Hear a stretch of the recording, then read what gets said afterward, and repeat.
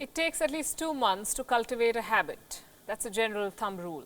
But what do you say about something that has been done for 6 months and counting? For 6 months, the protesters in Hong Kong have stood up to the might of the Chinese state. You call this determination.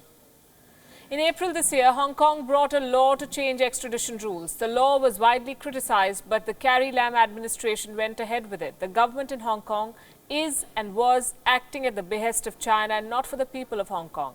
Soon after, on the 9th of June, the people of Hong Kong decided that enough is enough. 1 million protesters filled the roads of the city-state fighting against the bill. Today marks 6 months of that protest. And what a journey it has been for the protesters of Hong Kong, for the people of Hong Kong. After the first mass protests, the Carrie Lam administration said it would suspend the bill, but it did not withdraw the bill. A week later, on the 16th of June, the numbers of protesters swelled to 2 million.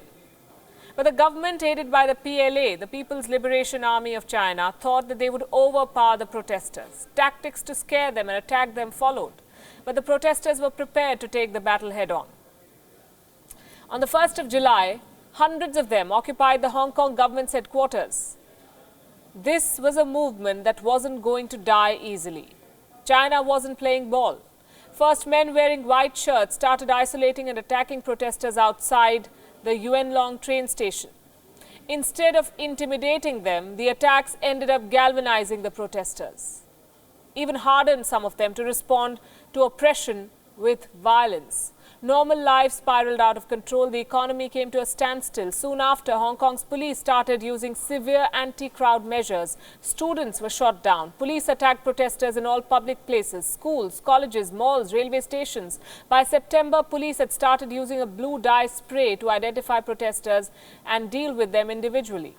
But week after week, the protesters grew more powerful. They occupied airports. They used novel ways to assemble and organize. They drew global attention. China was not comfortable with all this attention, especially given that the movement had threatened to derail the 70th anniversary of the communist state. So left with no way to explain the brutal treatment of the people of Hong Kong, China started blaming the West. It said the West is interfering in its sovereign matters. In a striking abuse of power, Beijing surrounded the city-state and threatened to unleash its military on its people. Soon after the National Day celebrations, China got cracking. The police arrested protesters and booked them in serious rioting charges. The siege of Hong Kong Polytechnic University followed soon after. Carrie Lam was forced to withdraw the bill. But between June the 9th and today, the scope of the protests has expanded considerably. There are 5 demands that the protesters have made, and as we speak, China hasn't paid heed to any of them. On the streets, the protests or through the ballot in local body elections, Hong Kongers rose to the task. A few weeks ago, the protesters had a major win. Pro-China elements faced a resounding defeat in the local election. Today, more than 8 lakh protesters conducted rallies at Hong Kong Central Park to mark 6 months of sustained protests, each weekend with enhanced determination. 6 months of rage, purpose, and a desperate fight against a brutal state. Hong Kong is at a crucial juncture. They have sustained at least 2 deaths. Numerous protesters have been injured in the past few months.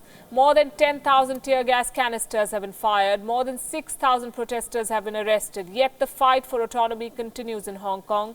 Lenin walls, face masks, humorous memes, the use of social media, appeal to rights organizations and other countries, Hong Kongers have done all that they can to keep up this fight. The recent protests are the biggest since the election victory. More and more people are joining the protesters. Hong Kong has become a migraine of sorts for the communist regime in China. Beijing assumes that military might will hand them a victory at last. They are mistaken, it seems. The people of Hong Kong seem unperturbed. The ever-rising size of the protesters is a powerful symbol. Unless the local government listens to the people, the protests will grow in size and stature, and the city's economy will continue to bleed. 5 years ago, China battered the Occupy movement in Hong Kong. This time around, the protests are not going to die down easily. The protesters seem prepared, determined, and they look set to fight. Hong Kong protests have been A revelation for the entire world, in fact, a template to fight against a mighty oppressive state. The clock is ticking. If these protests continue, Xi Jinping's invincible image will take a thorough beating.